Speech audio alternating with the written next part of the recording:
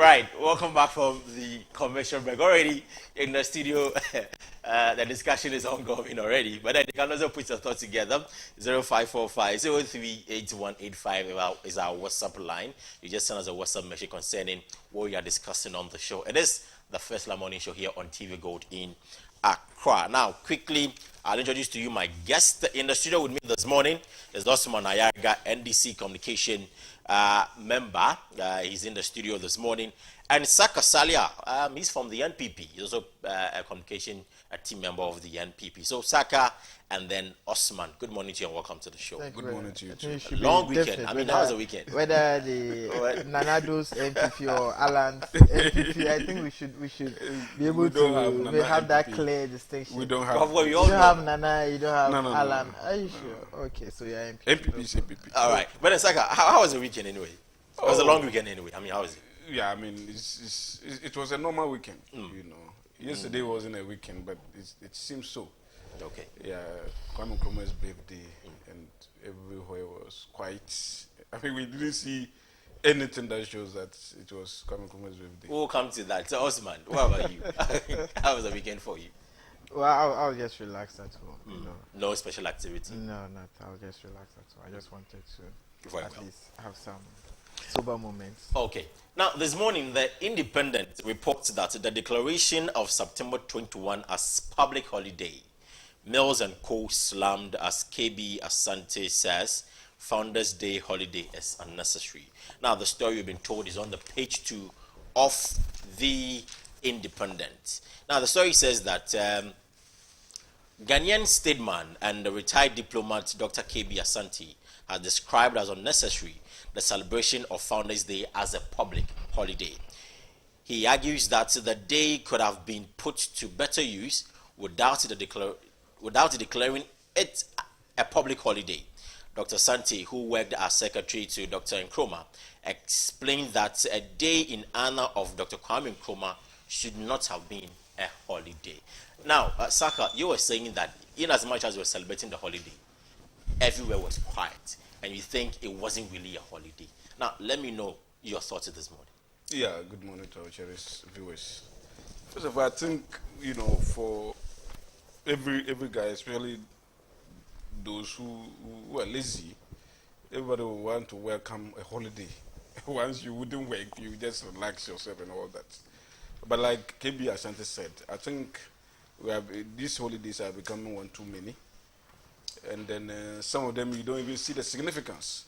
You see, but this particular one, we can commemorate the birth of Kwame Nkrumah by, you know, a lecture, by engaging in other useful activities, by so many other things. You get a point. But here is the case. Yesterday we had a holiday, when in fact yesterday was not the birthday of Kwame Nkrumah. If at the end of the day, even if it is a holiday, even if Kwame Nkrumah's birthday is supposed to be a holiday and it falls on Sunday or Saturday, I mean, that is it. Let it go. We should be very proactive, and productivity must lead us. But you know, of course, here in Ghana, when a holiday falls on a Saturday or Sunday, automatically the Monday is a holiday. But not such holidays. You get a point. 21st, and then if it is about Kwame Nkrumah's birthday, are we celebrating the death day? Are we celebrating the day he assumed power as president? We will go on and on. Somebody will also be celebrating his overthrow day. It does not make sense. Let's commemorate the day. Fair enough, because he was Africa, you know, a man of the millennium. He was Ghana's first black president. We have to recognize him as such. And indeed, he was a great statesman, for that matter. But to, you know, want to put everything on. I understand AU, you know, institute that day as a public holiday. I don't know. But I want to know whether the AU also, you know, give holiday to all the other countries when it falls on Saturday or Sunday. I mean, you see, these are some of the things that we should be talking about. Nobody hates Kwame Nkrumah. Indeed, he's gone. What we should do is that we have to live up to all all the principle that he stood for, and not just use it just as public holiday, keke, for that matter. Okay. You know. Let me come to Osman. Let me rub you in at this moment. What do you also think? Do you think that the holiday is unnecessary and perhaps we can put it in better use than just having a holiday and resting at home? Well, I would first and foremost want to say good morning to your lovely viewers. But with this issue of public holiday, I would want to look at it in two different directions. First and foremost, I think a country that does not really honor its leaders is not really worth dying for. So the situation where we have a holiday in memory of Dr. Kwame Nkrumah, I think is perfect, it's understandable, and should be welcome. But this continuous penchant for the fact that when a holiday falls on a weekend, it's moved to the weekday.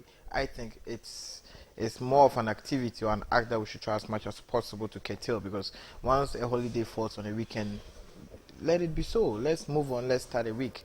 You understand? But I have no qualms whatsoever for us trying to celebrate Dr. Kwame Nkrumah for his ideals, the good works he did for this country, where he took us from and where he brought us to where we are now. And you can attest to the fact that most of the things we are enjoying as a country, or most of the things that drive this country, even economically, is as a result of the works of Dr. Kwame Nkrumah. So I don't have a problem if you are celebrating his day. But I have a problem, and I think that is what we should look at. The leaders of this country should look at it keenly. The fact that not only Nkrumah's birthday, but any holiday that falls on a weekend is moved to the weekday. I think in a way we are trying to reduce productivity. And funny enough, if you put the holidays in this country together, I'm sure we'll be hitting we have close 16 holidays. 16 holidays, Yeah. 16 days. Yeah. Holidays. So That's already half have a 12 month. months. Yeah, already have 12 months. That's half a month. So And you know, almost every month in you every have month the one working holiday. days are 24. Yeah. Right, because you have weekends, 8 weekends. That's 4 weekends by 2 days. Yeah. That's 8 out of the 30 days. Then you get 22 days. So out of the 22 days, you are taking 16 days out. Then what it means is that you have only 8 days. So it means that we're going to waste 16 clear days. So once the holiday falls on a weekend, we should be happy the holiday has even fallen on a weekend, so that we move on, productivity continues. So I think we should all be looking at the fact that we continuously try to shift holidays that fall on weekends to weekdays. I think it's So an act that we should. if I understand you, you don't gag against the fact that you are celebrating Kwame Nkrumah's holiday, but the fact that the holiday fell on a weekend and then we have to shift it on a weekday. So my question to you is that perhaps if it fell on a weekday, do you still think we need to operate that day as a holiday and Yes. not go to work? Yes, But we can still put it into better use. Go to work for productivity's sake. I feel that countries that have had people die for them, that have worked earnestly, try as much as possible to elevate their country from one stage to the other. We should try as much as possible to remember them. That is my basic principle, that a country that does not honor its heroes is not worth dying for. So if upon seeing that great people like Kwame Nkrumah alone, they are not being honored in the right way, I don't think it would be right for me to also try as much as possible to die. What do you for mean my by they are country. not honored in the right way? At least a holiday is one way of honoring someone. Just a holiday? Not just a holiday. There are so many activities that can take place So what would during you a suggest? holiday. I thought that once we're talking about Kwame Nkrumah, we should have so many lectures trying to lecture the young people of this country what Kwame Nkrumah has done. And it shouldn't only be done on his day. We should try as much as possible to be lecturing the young people of this country what the first president, the person who brought us into independence, has done for this country. And I honestly think not only with NDC or MP, but I think as a country we are not really doing enough for the late Dr. Kwame Nkrumah. I feel that's my personal opinion. It's not the opinion of the NDC. I feel that we are not really doing enough so far as Dr. Kwame Nkrumah is concerned. Because you will bear with me, that most of the things we are enjoying today is as a result of Kwame Nkrumah's effort. Sure. And if that's even yesterday, I think some TV station, I don't remember, I think TV3 or so, excuse me to say, they were interviewing some students and they asked them that today is a holiday, tomorrow, that was yesterday. They said yesterday, what day was it? Because they had, and they said some kids were saying it's Obama's birthday. And this is how far we've come. That's why I said that I feel we as a country are not doing enough. Not only the politicians, even the media and all that. We are not really doing enough so far as Nkrumah is concerned. We should try as much as possible to educate Saka, the young ones. Yes. Osman believes that we are not doing enough for Dr. Kwame Nkrumah. his opinion, but then your opinion, do you think you're doing enough for him? I don't know what it means. I would not, because the man is dead. If you say that you're gonna do enough for him, I don't know what it means by that. You see, it means that we are not doing enough for ourselves, and for that matter, he himself is expressing his disquiet with the way things are going, with the governance of the nation. Because no, that is the meaning. If you say we are not doing enough for Kwame Nkrumah, it means that the ideals that he left. Stop Oh, trying please, to I'm twist. coming. Stop No, I'm trying not to twist twisting. what I just said. No, the ideals that he stood for are not being adhered to. Kwame Nkrumah, one of the ideals that he was a visionary leader. He looked into the future. He foresaw the future and then put so many things in place for us. He was a very pragmatic and charismatic leader. So if you want to say that we are not doing enough, it means that we are not living to the ideals that Kwame Nkrumah stood for. His legacies are being rotten away. We left everything, even sold a lot of the factories that he established. Including those who overthrew him. Yes. You get the point. These are some of the things. So you cannot say, because if today we live up to that ideal, we become developmental oriented, and we do so many things, become so much productive and proactive in all the things that we do, it will inure to our benefit as a nation, not to Kwame Nkrumah. That's the reason why I said he is dead and gone and all that. So we are not doing anything to please him. Whatever that we do today in his name, we are doing it to please ourselves and to inspire others, and would be, children yet unborn to also come and aspire to be like Kwame Nkrumah and all that. Now, quickly, Franklin Kujo waded into the debate, and then he even went a step further by alluding to the fact that Kwame Nkrumah's policies hurt Ghanaians, and as a result of our current economic woes. What do you say on that? Hurt Ghanaians. His policies then had a negative effect on the lives of Ghanaians, hence trickling down to this day and age. Well, I haven't seen that piece or heard it, but I will be surprised because we all agree. I am, because he believed it was autocratic and he didn't listen to I am anyone. I am the UP, a stock. But if we talk of development, I think Kwame Nkrumah was one of the best, or the best, if we talk of foresightedness. But you see, if he really said, because every human being has his pros and cons. Kwame Nkrumah wasn't an angel, we all know. And then he himself, whilst in Guinea, had admitted to the fact that there were certain excesses that he carried. And, upon hindsight, he would not have repeated it. And I understand that. And for me, I believe that the PDA was a block. It was something that should not have occurred at all, because he himself had used the PDA to abuse people's rights. The PDA, people say that it was an act of parliament and all that, but there's a situation he was controlling parliament, and everybody was at his behest, and he could declare any draconian decree, and nobody would cough, because there was even an atmosphere of culture of silence and all that. Everybody was talking. If you want to talk, you have to watch left, right, and center and all that. Even the military. That was the reason why the military police overthrew him. He was saying that, including those who overthrew, as if, I have heard people who have not even, who do not know about how Kwame Nkrumah was overthrown. No, but when you operate on this assumption, history teaches us that, or taught us that. Yes. He thought the country would degenerate into a state of lawlessness, and that is why he had to be very strict on some other people. No, you see, if we talk about something like the PDA, for instance, it was meaningless. It was an act of, it was an act that he promulgated, in order to get to his political opponent, to cow everybody into equations.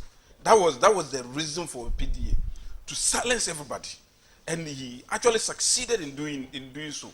Even all his political foe, including J.B. Dankwa, who was in prison and died in prison because of the PDA. And even the PDA, he used it even against some of his own people, against certain chiefs.